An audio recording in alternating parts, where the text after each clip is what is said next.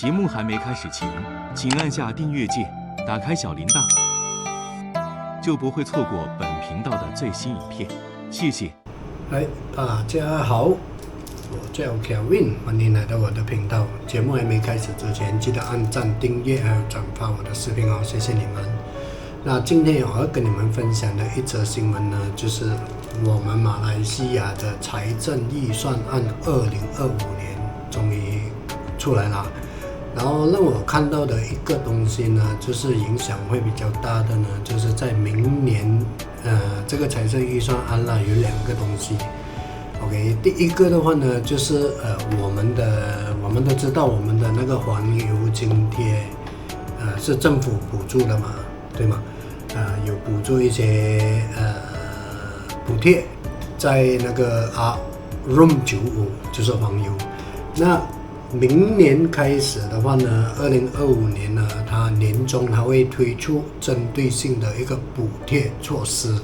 至于哪一些人不能再继续打黄油呢 ？OK， 看那个报道是说在 T15， 就是如果你的收入超过13800块以上的人，每一个月啦，你的家庭收入是超过这一个收入的话，你是没有的再拿那个津贴了。至于政府要怎么去落实这一个东西呢，我们是不知道。然后他们预计是会节省81令吉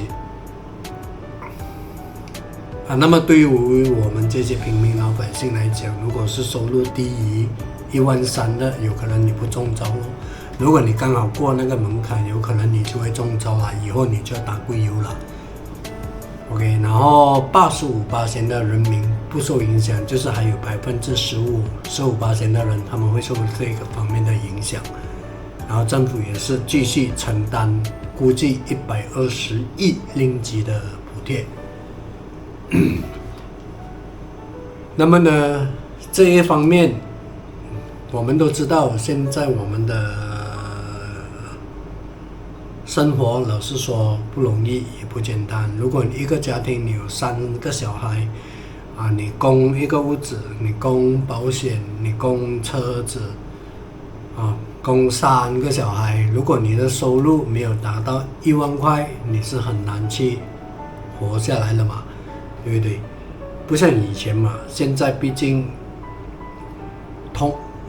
东西也贵嘛，生活物资我算你供一间屋子，算你供一个2000块，供一辆车子，供一个1500块 ，OK， 就3500不见掉。然后你有3个小孩，每一个小孩平均每一天给他用50块，3个小孩就150块，一个月就4500了，对吧？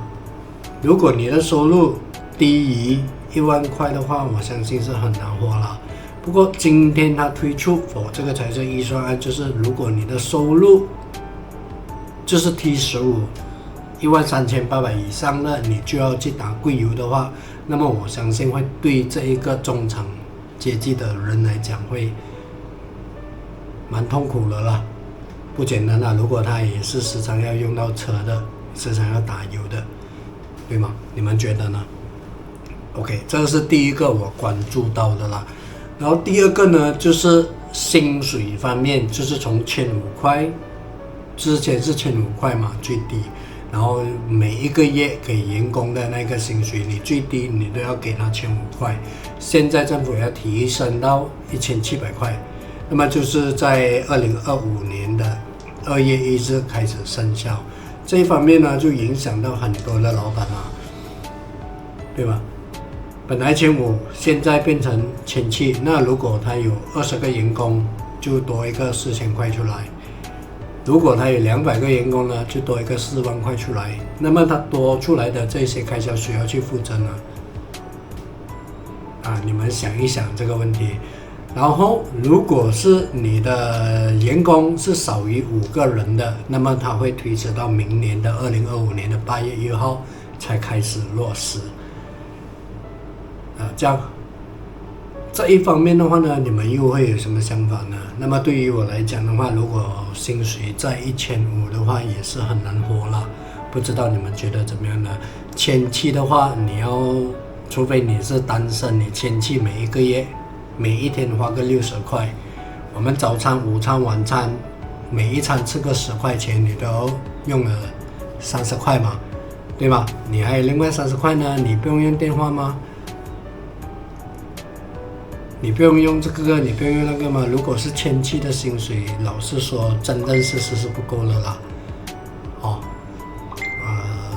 签5到签7，这个也是最低薪金政府落实的这个财政预算案必须要提出，所有的老板都要去跟的啦。这样的话呢，同样员工的薪水涨的话，这样身为老板的他的利润就少了嘛。这样身为老板利润就少的话，他的东西会不会起价呢？如果不起价，是不是老板要去承担那个费用呢？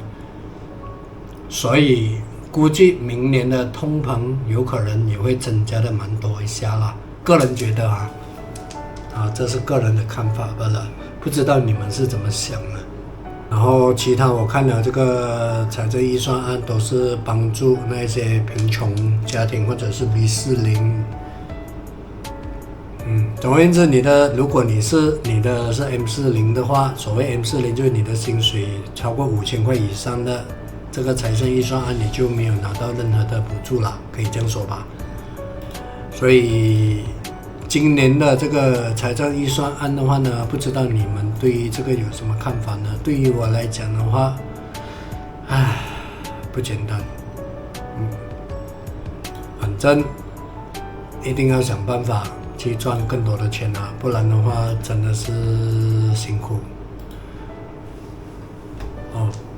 如果你有钱，你会越来越有钱咯。如果你没钱，你就要想尽办法，有可能你要打几份工咯，你要做几份工来增加你的收入咯，或者是要往一些人家觉得可以赚钱的那些行业，然后想尽办法在那个行业去赚更多的钱那么我们再来看一看这个援助金，政府给的这个援助金，它打算是拨款130亿令吉，从100亿令吉拨款增到130亿令吉，这个就是政府派钱给你了。从3700令吉增加到4600令吉，这个是给那些 B40的从70万变成410万。然后单身者每一个月单身者不是每一个月就是可以获得600。这个就是政府派遣每一年政府都有给这个援助金的嘛，给那些 B40的人士。所以如果讲到汽油补贴，假设未来真的是取消的话那么是不是会很多人去买那个电动车呢？好，那现在呢，政府也是鼓励你去买那个电动车，因为在明年，相信明年OK 或者后年，那个国产车，我们马来西亚的国产车，它那个价格，它会自己推出来那个电动国产车嘛 ，OK 在10万令吉以下的 ，OK， 那么如果你去购买那个电动车的话，这样的话有可能。政府还会给你那个先回扣2400令吉你们可以看一看这个。如果汽油真的是取消，今天真的是取消的话，唯一的办法只是换车罢了。你们觉得呢？换车要贷款又要去供也是蛮头大的不然你拿不到那个补贴的话，你假设从2块钱升到3块钱的话，1块钱，假设你一个月因为现在我们是2块05分嘛如果直接升到3块05分的话1块钱吧就是一半这样的话，本来你每一个月打300，现在变成450了一年下来就1800块了，就是你要多给那个1800块了如果是你一个月用500块的油这样就增加变成750了，这样一年下来又是多少钱呢？所以如果没有给到这个津贴的话，政府把这些津贴全部拿回来，老实说是蛮严重的啦。当然也是希望政府可以再考虑一下这个东西吧。真的是不简单，所以我们只能想尽办法去赚更多的钱，你们说是吗？至于老板来讲的话呢，员工的那个薪水提升到1700以后，这样的话呢，身为老板的你又会有什么看法呢？你会裁员吗？你还会继续再请更多的人吗？你的所卖的东西、所卖的产品会不会去起价呢？会不会卖得更高呢？更贵呢？如果你们有什么想法和看法，你们可以留言在我这个这个视频里面哦。好吧，那今天我就和你们分享到这里为止啦。希望马来西亚会越来越好，也希望大家会越来越好。